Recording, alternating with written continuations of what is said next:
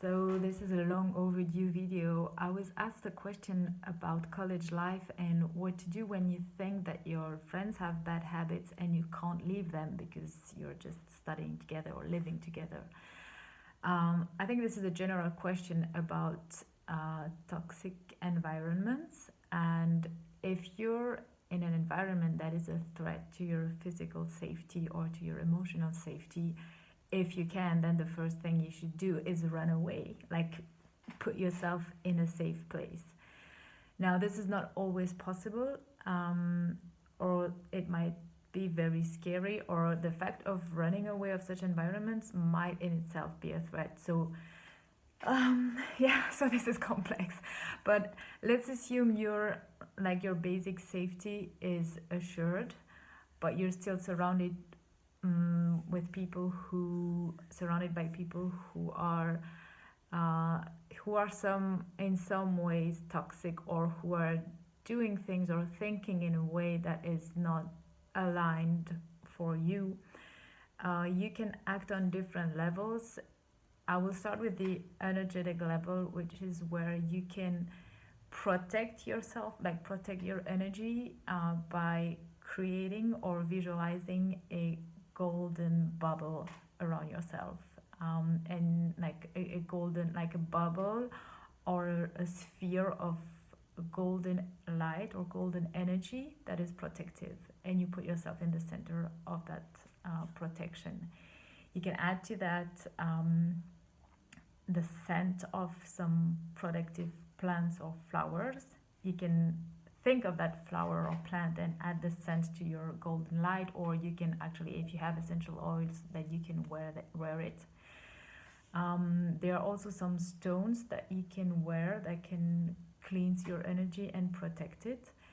And any entity or energy or god or goddess, anyone who speaks to you and who you can call on for safety and protection, then this is useful. Like just do it. Ask them for protection.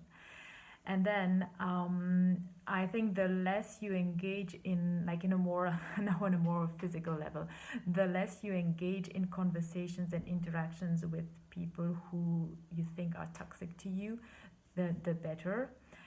Oftentimes we think we have to reply, or we think we have to be polite, or we have to engage in a conversation, but usually people who gossip, people who want to make an ally out of you for things that maybe you don't think are good, they will stop coming to you if they see that there is no response. So you can, if you answer with things like maybe, or if this is what you think, or like anything that doesn't feed the conversation, then it means like you're telling the person there is no receptor on me that you can come and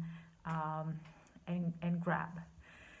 So be evasive, be like just have the basic politeness, and then in some cases it's also allowed not to be polite. Like if someone is really hurting you, then you can just, or if someone is saying something that you really disagree with, then you're allowed to say it. You can say, I disagree with you, or I think in a different way, or if that's how you think, then that's your opinion. Or like it's like it's allowed sometimes to be rude as well, if what you need to stand for is like if this is what you have to do. Then you can also be more playful. Like you can start asking questions to those people in a way that might help them see that they are hurting themselves or that they are hurting others. Because usually when people are toxic, it's not for the sake of it, it's just that they don't know how to do things in a different way, so they do it the way they know it, which is by kind of eating other people's energy, or by gossiping, or by manipulating. So then here again you have to feel where is your limit, like how strong you are towards that and how much energy you want to put into that, because we can't change others. They can only change. We can help them change if they want to change. But if you want to play a bit with that, then you can ask them questions just to show them that there are other ways to do things, and that maybe they can become more aware of their own behavior and how harmful it is to others and how harmful it is to them. But I think if the environment is really toxic, then the very first thing you have to do is find a way to protect yourself, whether it is by retiring from that environment or by retiring from the conversations in that environment, and really protecting yourself, like protecting your energy, protecting your values. So it might look like you're going to close yourself, and some people might come to you and say, hey, you like, what's happening? You're not I don't know, you're not spending time with us anymore, or they will come and try to bring you back because they need you to confirm that they are, so to speak, on the right path. Like the less supporters they have, the more doubt they will have. So that's why sometimes it's really difficult to change, because when we change, we start saying no to old patterns, and the people who are still living according to those old patterns, they will want to have us back because they need to justify the system. And if someone, in this case, if you get out of that system, then it means that maybe that system is wrong, maybe that system is sick, maybe that system is toxic, and it means that they will have to face this questioning of the system. It means that they will have to confront themselves to the possibility that maybe they could live in a different way. And this can be so scary that people prefer to keep others back, like keep them in the system, rather than say, okay, maybe I have been behaving in a way that is not beneficial to me and that is not beneficial to others for the past, I don't know how many decades, and I am brave enough to face that and to decide to change, and then they can follow you. So it depends on how ready the people around you are to follow you.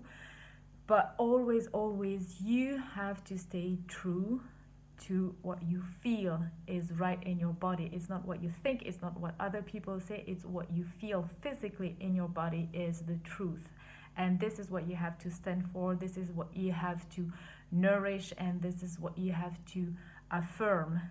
And then there are different stages in life where sometimes affirming will actually be retiring, shutting down, because we need to protect that. And at other times it will be like shouting out loud and saying, this is what I stand for and this is who I am. So it depends on the energy of the moment, on the people around you, and on how strong you feel at that moment. And there is no moment where we have to be strong beyond what we can actually be. So really practicing and becoming like really familiar with what is happening in your body and understanding the language of your body, what it is telling you at that moment. This is the practice. The more you can feel and understand the sensations, it's like a translation work. You understand what your body is telling you, and it's always telling you something that is true and that you have to honor and understand. So you have to know when that contraction or unease is a sign that you're about to do something great and you have to go beyond your fear, or when it's a sign that this is a place where you're in danger and you have to go away. So learning this language is like the the most beautiful thing you can learn in life, because this is what is going to guide you all the way.